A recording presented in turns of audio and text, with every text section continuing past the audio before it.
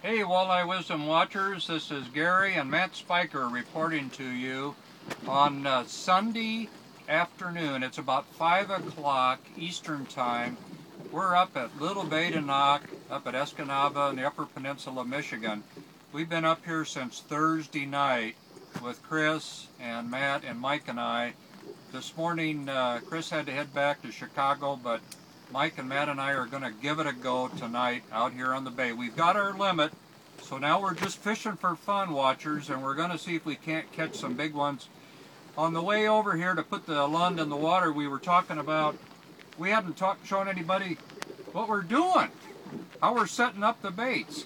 So I've got this, Matt. You want to explain to our watchers what we're doing here, and then I'll catch that one? Yeah, well, what we got here is you hear a lot of people talking about planer boards. Well, what is a planer board? Basically a fancy piece of plastic. What the planer board does is it takes the crankbaits out away from the boat. It's really important to keep the boat moving. On gin clear water, bodies of water like this, if you run the crankbaits right behind your boat, they're just not very effective. The boat scares the fish.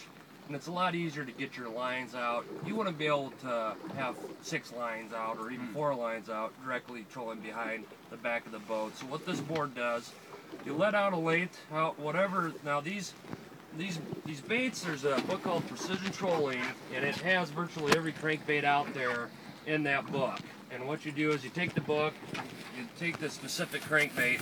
That book will tell you how deep the bait will run, depending on how much line you let out. So you let out X amount of line to have the bait go down 8 or 10 feet. In this instance, we've been running these baits just 20 feet back. Yeah, and I think the reason for that is these fish have been moving out of the deeper water during the day where they've been hanging out. They've been coming up onto these reefs, and we're fishing watchers in 8 to 10 feet of water. So these crankbaits, these Reef Runner ripsticks that we've been using, have just been going, Matt, just right above their little heads, about 2 feet down from the surface.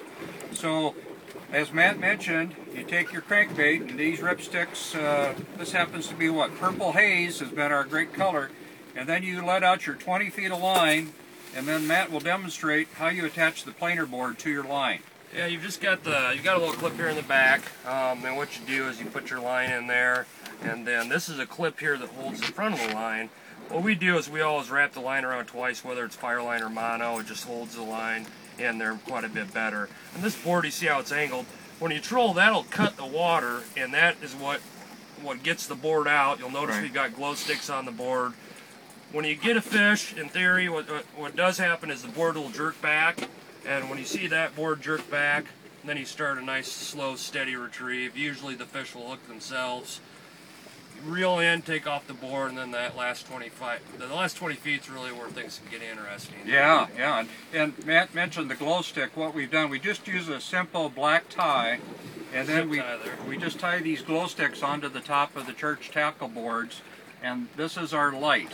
They don't show up probably real well right now because, again, it's late afternoon. It's dark, not dark, but at dark, these really show up well, and this is how you keep track of your baits out there. So we just wanted to take a couple minutes for all you great Walleye Wisdom watchers, tell you a little bit about planer board fishing. And Matt's got one more thing which we think might be our edge out here, might be our edge. They're a product called Kickin' Walleye. There's a lot of different scents out there on the market. This is one that we use, and we really think it makes a difference. Trust me, we've been smelling like it for the last couple of days. You get this on you, and it's going to be there for a while. But with a hard plastic bait, we think it just gives us a little bit of edge by having that scent on there. I use it religiously. Every time I bring in the bait, I put on some more of this. I really think it makes a difference. Yep.